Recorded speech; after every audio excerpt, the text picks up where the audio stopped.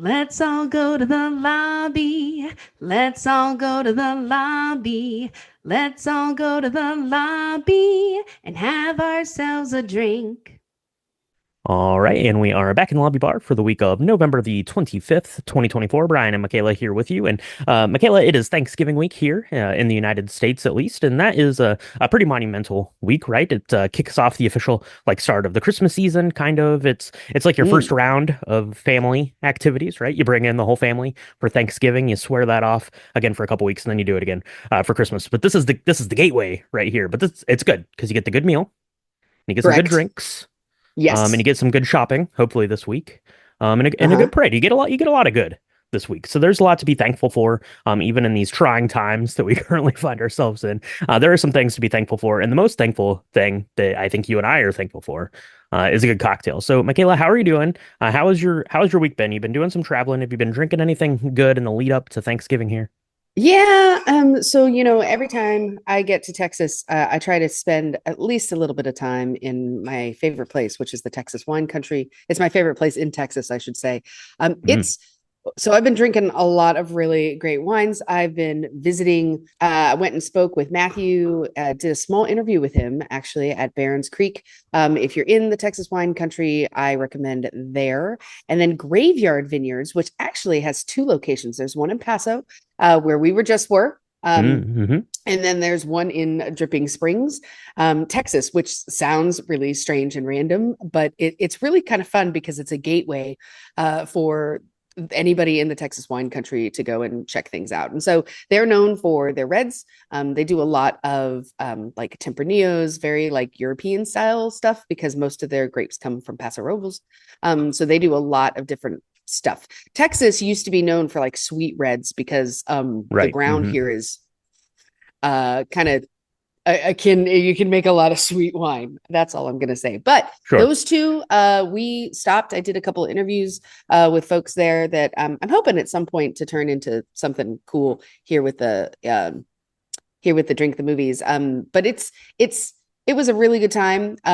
I had a vodka martini, which is not the norm for me. I normally have a gin martini because that's how martinis are supposed to be made.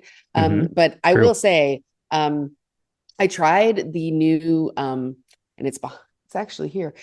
Grey Goose has this L'Orange, which is this citrusy Yep. thing. I don't know if they've had it for a while or if I've just been blind and I've never seen it, but I was like, ooh, that like with an extra sliver of lemon would sounded amazing. And it was, let me tell you Yeah. what.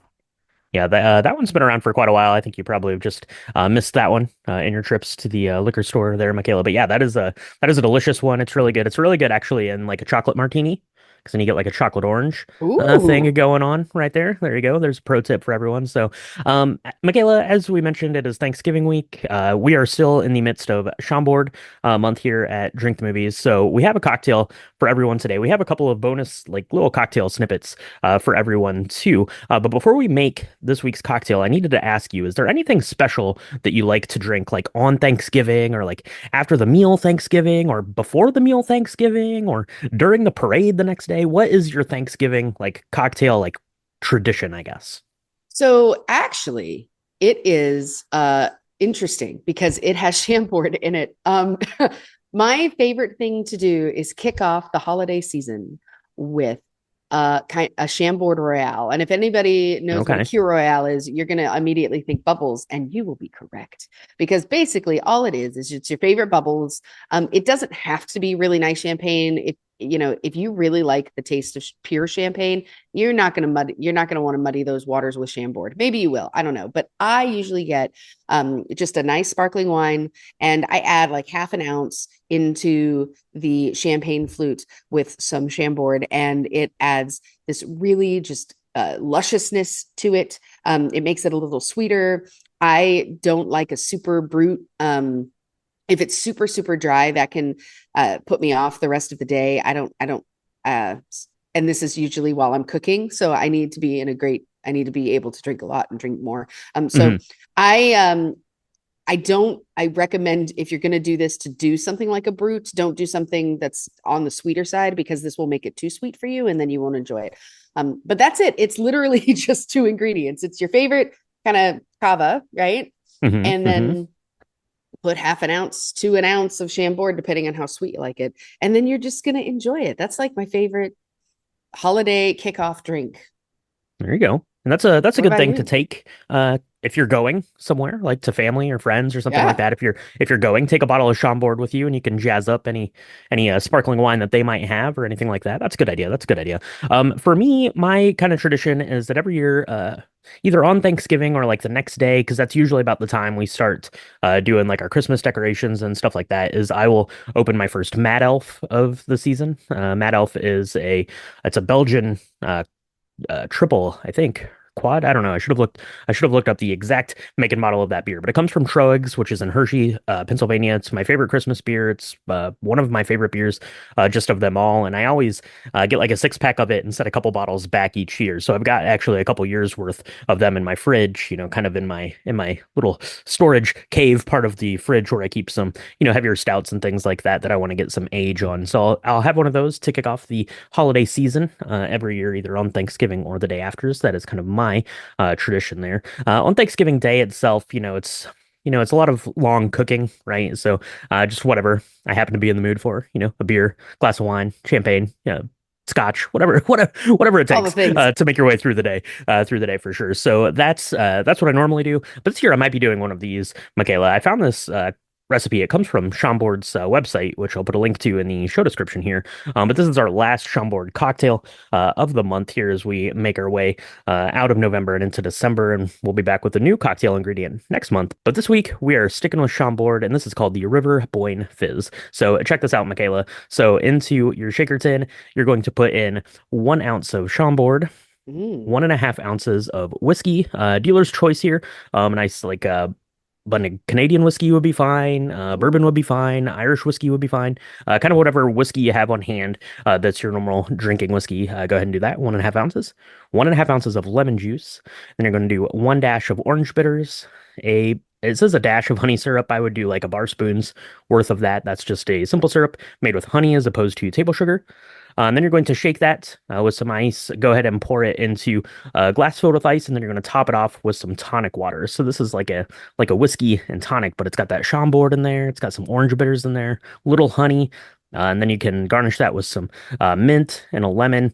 It is very beautiful. And I picked this one specifically, Michaela, because as we know, here in America at least, Thanksgiving meal, that's a pretty heavy affair, right? So I thought that this would be Yeah. nice Oh, because it yeah. has the tonic water in there. It's going to, lighten things up in the good old tummy after you've eaten, your weight's worth of mashed potatoes and turkey and all those things. Oh, for sure. I am really intrigued by this because it's whiskey with tonic water. Hmm. Like this is normal tonic that you would normally have with gin, right? Or a Hmm. vodka.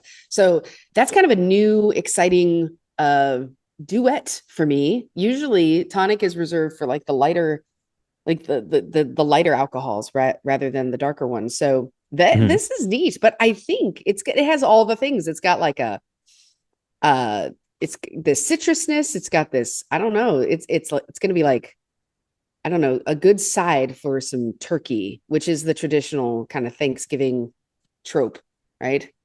Yeah, absolutely. Yeah, yeah. That'll I, be I, nice. s- I saw this one. I really like the looks of it, and I'm definitely looking forward to having it on Thanksgiving Day there. So let us know at home what your Thanksgiving traditions are in terms of your cocktail drinking. And if you're listening from outside of the U.S., let us know what your favorite Thursday drink is, because we might make that too. So that's what we're going to be getting into cocktail wise. Let's talk about movies here just a little bit. Michaela, it was a fairly monumental weekend here. Wicked opens with $114 million, followed by Gladiator 2 at 55 and $500,000. Gladiator 2, I think, is over 200 worldwide. And Wicked, they're kind of top here in the US. I read, the largest box office opening for a musical ever. They're expecting it to break all kinds of records here over the next month. I think that's possibly true, and I think it is kind of likely that it could see, that much or more this week. Thanksgiving is a big movie going week here in the United Yep. States, so we'll have to see how that does. You have seen it. I have not.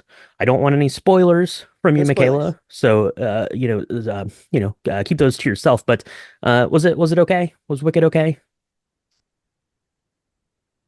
It was unlimited.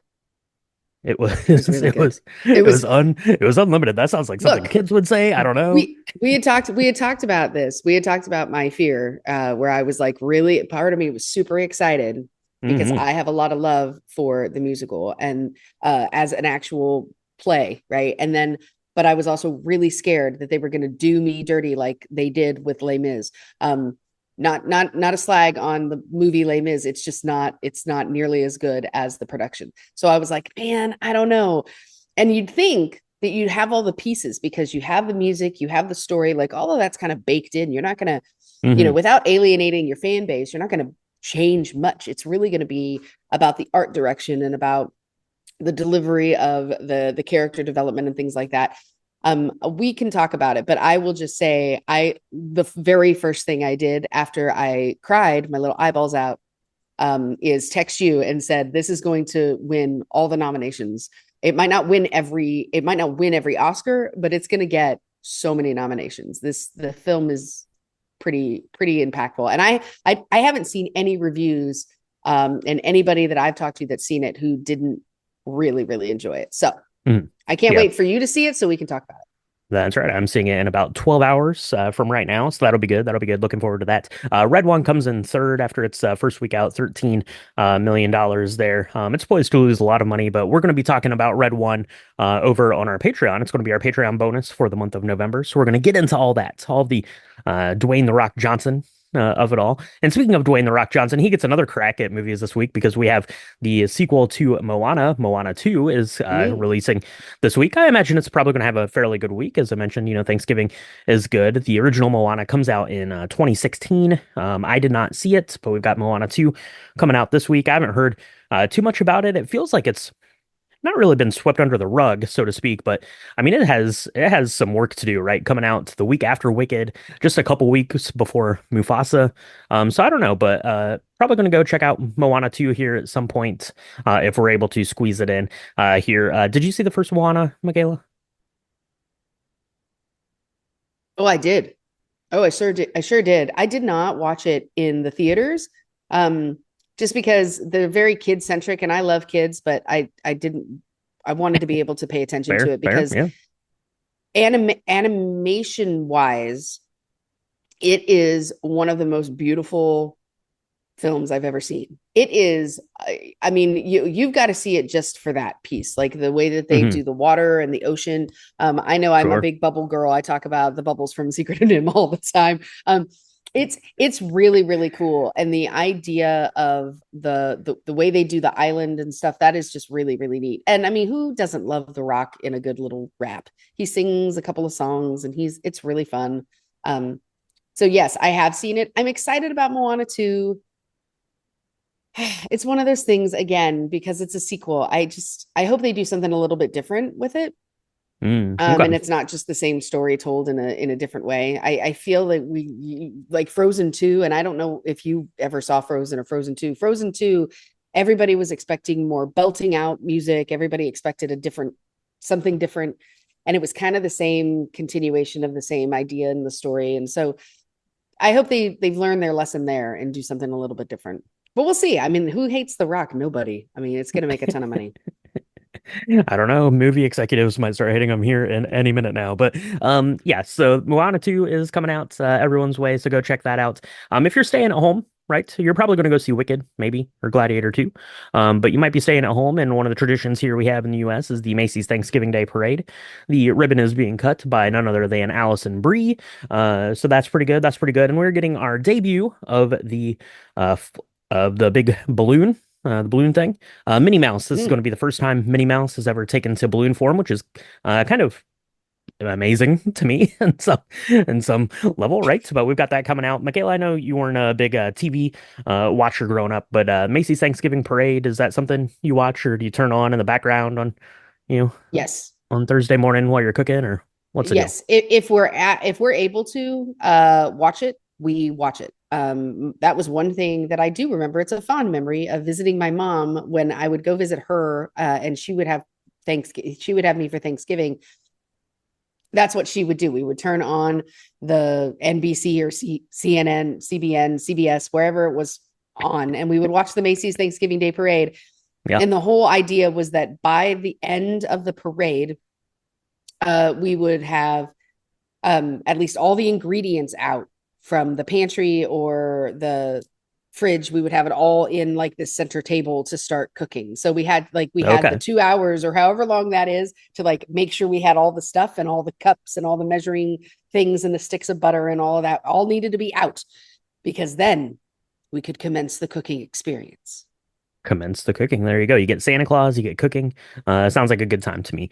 A couple of things here, Michaela. Last week we had our Patreon fan vote for Enter the Dragon, so that episode came out. That was really fun to revisit that. It was a little bit delayed, by a year, I think. So it was Yep. happy Yeah. 51st birthday to Enter the Dragon by the time we got that one released, a carryover from the strike from last year. But we got that out to the Yep. world, and then this week we're going to be bridging the gap. The Nightmare Before Christmas is coming out everyone's way. Spoiler warning: Michaela had never seen The Nightmare Before Christmas. So listen to that. We'll give her a razz about it. We'll sing and dance and have a good time with that. And then the following week, we will be talking about Wicked. So make sure you get that scene if you want to come along the journey with us. Michaela, we also did our hangout last week on Patreon. That was a lot of fun. Made some good cocktails. You made a very delicious raspberry bramble with a Chambord there. So if you need a bonus Chambord cocktail in your life, you can get the recording of that hangout on our Patreon. It's patreon.com/drink the movies. You can go there. You can, check out all the bonus stuff we have. You can get signed up. You can do our hangouts for our cocktail connoisseur and red carpet patrons. That's always fun. We do one of those a month, and we do a bonus episode every month. And this month we're going to be talking about Red One. And Mm-hmm. one other noteworthy news bit here, Michaela, because this is Thanksgiving week, we will be releasing The Nightmare Before Christmas on Wednesday. So if you have travel on Wednesday, go ahead and queue that up. You can listen to that in the car or on your plane or on your train or just at home, right? Just put it on. But it's coming out on Wednesday, so you have a chance to listen to it because you'll be busy on Thursday, no doubt. So that is going to wrap it up here for the lobby bar. Michaela, I hope you have a safe trip. Happy Thanksgiving. We're very thankful for everyone who has tuned in to the podcast with us to talk about movies and cocktails. So thank you so much, and we'll talk to you next week in the lobby bar.